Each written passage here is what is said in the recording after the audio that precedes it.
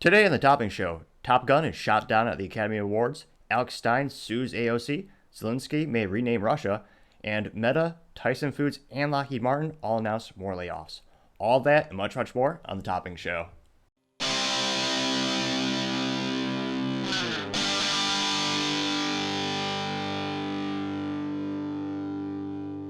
Thank you everyone for tuning in today. Today's episode of the Topping Show is proudly sponsored by ExpressVPN and Topping Technologies. ExpressVPN helps protect your online data, and Topping Technologies is an IT value-added reseller and services company with a special proficiency in IT security.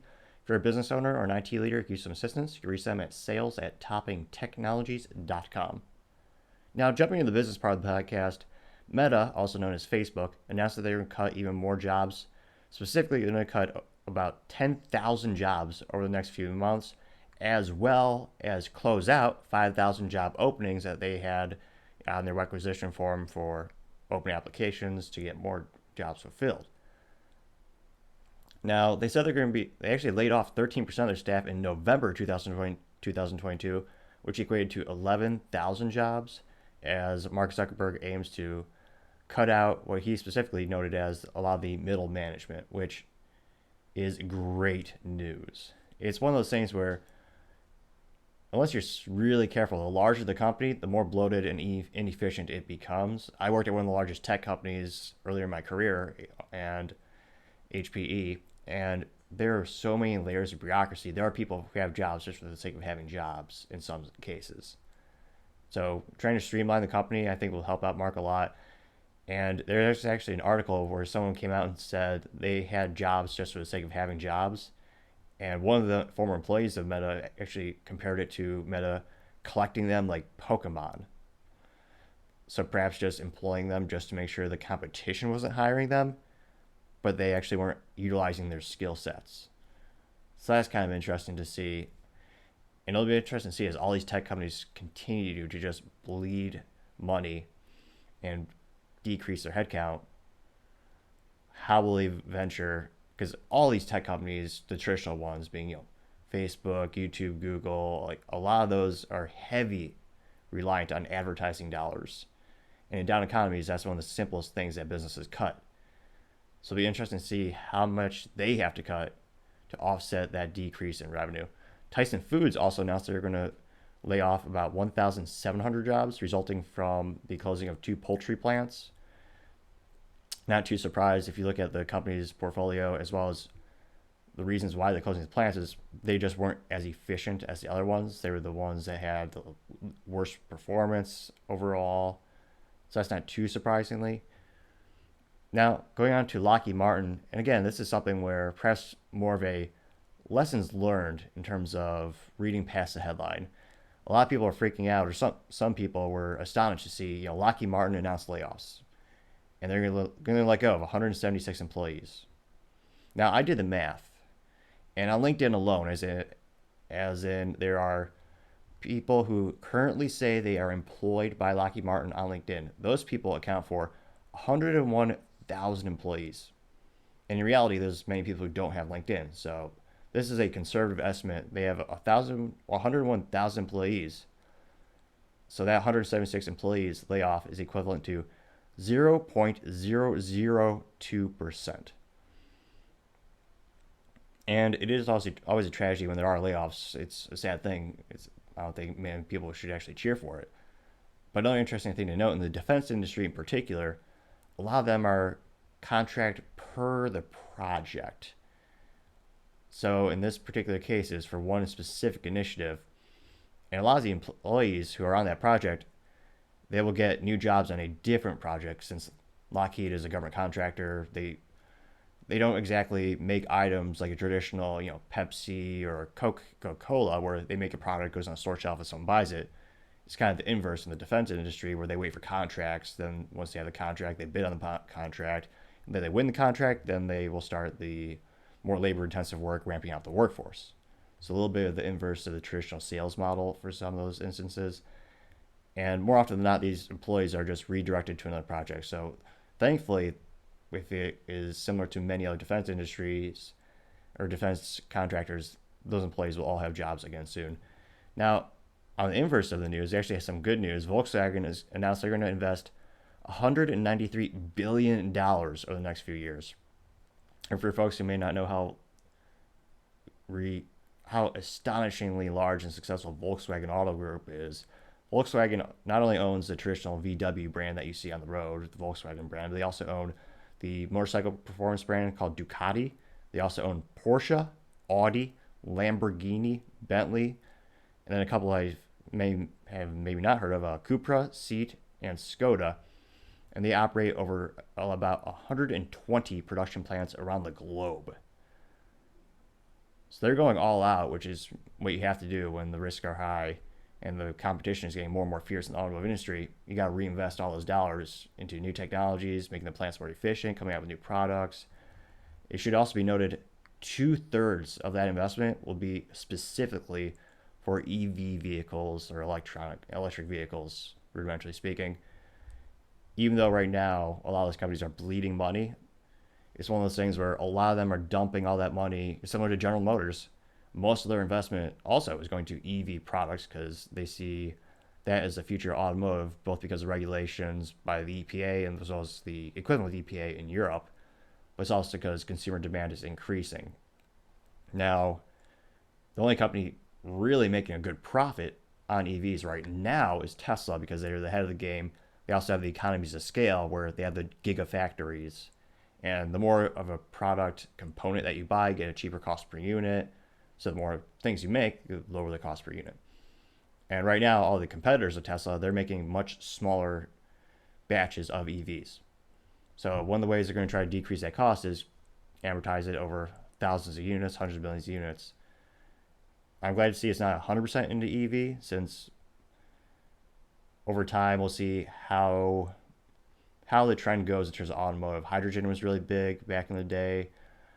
EV is a lot more successful than the hydrogen trend, of course. But there's a lot of debate on the long-term effectiveness for green technology in that regard because of all the hazardous components, the whole life cycle of the actual product. And it'll be interesting to see if the trend continues to grow. Going over to the culture part of the podcast, Alex Stein announced that he's going to sue Alexandria Ocasio-Cortez, who is also known as AOC, because she blocked him on Twitter.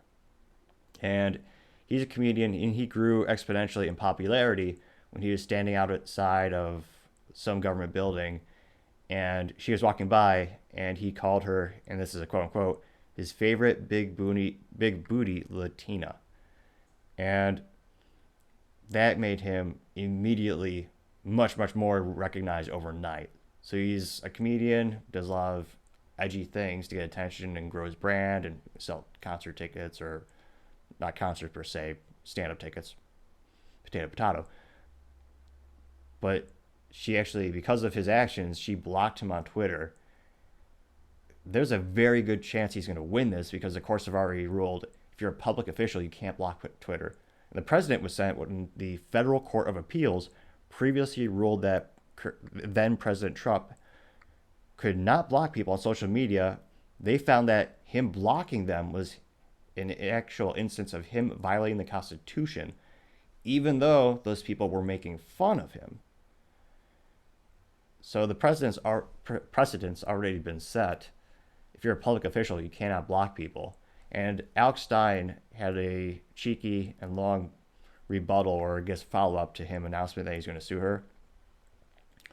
And I do believe in free speech. I also believe in periods. This is one giant sentence, quoted to the best of my knowledge. Alex Stein said, quote unquote, "I love and care for this country so much, I'm able to put aside my political differences and try to come to the table with all politicians, especially AOC, because we align on more things than she probably thinks. I want to be able to communicate to her through Twitter because it's the modern day political town hall, and political speech is the most important protected speech, in my opinion." Which is an interesting, quote unquote, which is a brilliant, not only is that, it's cheeky because he's a comedian, but he is true. Twitter is the modern day town square. And if you're a politician, your job is to listen to your constituents as well as the public. So personally, I think he's going to win it. Obviously, I don't agree with everything he says. He's got some other interesting ideas out there. We'll see how that pans out. Go over to the politics part of the podcast, which is one of the fascinating. The first point is another fascinating amalgamation of business, politics, culture, all coming together. The California courts ruled that they are going to allow contractors. Specifically, the California First District Court of Appeals ruled that businesses like Uber and Lyft are allowed to continue to classify workers as independent contractors, which is a huge momentous win for those companies because they would be out of business overnight if that changed. California being one of the largest markets in North America for many services and products, of course. But if you look at the profit margins of Uber and Lyft, it would have been, the idea would fail immediately. And it's also because people who work for those companies as contractors enjoy the freedom. That's one of the awesome things about contracting. You are given the freedom of, how you come to the solution, how you do your work. The only thing that matters is the outcome, and of course, to do a good job. Now, specifically, it's also previously a judge reversed a lower court decision that invalidated Prop 22. Prop 22 excluded ride, hail, and food delivery app-based workers from laws that dictate minimum wage, time and a half overtime, and express reimbursement. That all came from a state law that was passed in 2019, which compelled companies to classify workers as employees and not contractors. And that was conferred by the California Supreme Court. That is many things. It highlights the hypocrisy of California, where they pass all the laws on the planet, then they have special carve-outs. So the law, which basically destroyed contracting in California back in 2019, one industry in particular, that destroyed and decimated the journalism industry. Because all of those folks are paid per article or per blog or per Twitter video, whatever metric you choose. And they do work for, dozens of different media outlets. And for many of those media outlets, that's the preference, because if you hire someone full time, you're paying them in California more than 6 figures plus healthcare plus benefits.